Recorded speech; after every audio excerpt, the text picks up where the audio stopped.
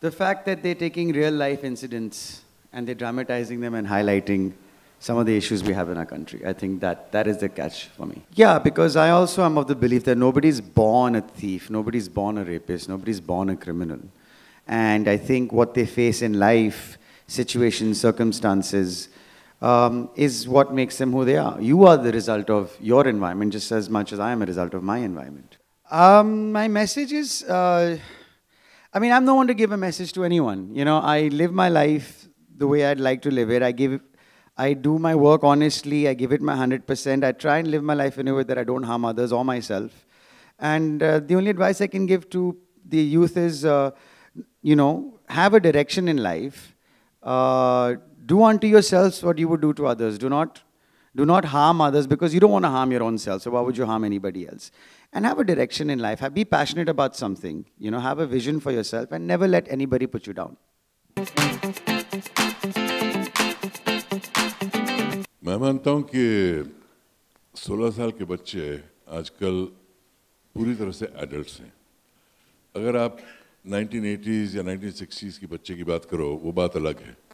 आजकल शिक्षा इतनी बढ़ गई है, कम्युनिकेशन इतना बढ़ गया है कि मुझे इसमें कोई दुविधा नहीं है कि 16 साल के बच्चे एडल्ट्स हैं और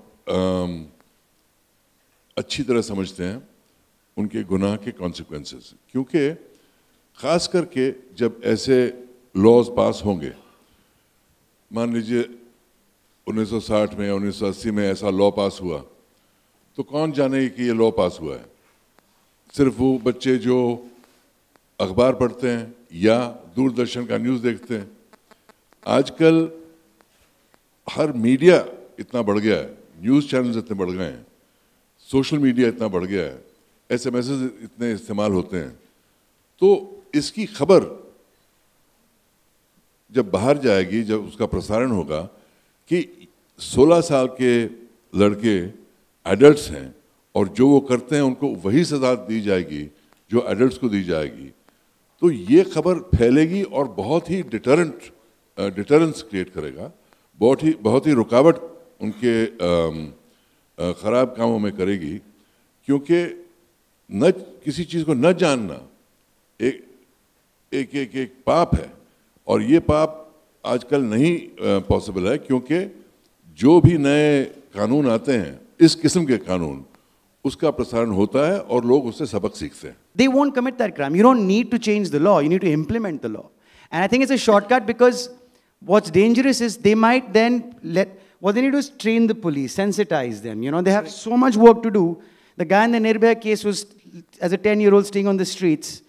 There are a lot of kids like that out there. There are more rapists to come because the system has failed them.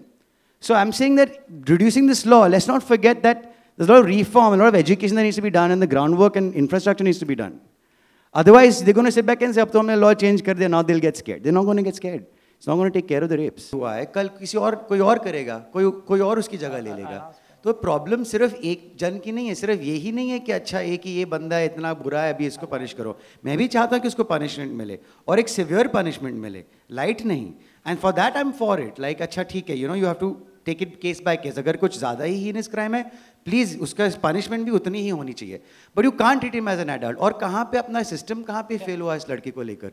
जैसे हमने कहा कि अभी आज ये है, कल कोई और होगा। अगर आप सड़क पे, यू नो, आपका पूरा काम सड़क पे है, you are being raped also as a 12-year-old, right to education कहाँ गया हमारा? Where is that?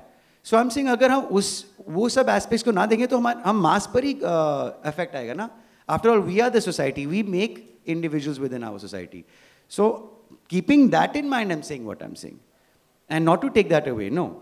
There's a lot of work to be done. Let's not forget that by just changing a law and then only depending on the law. Because just the law itself is not going to take these criminals away.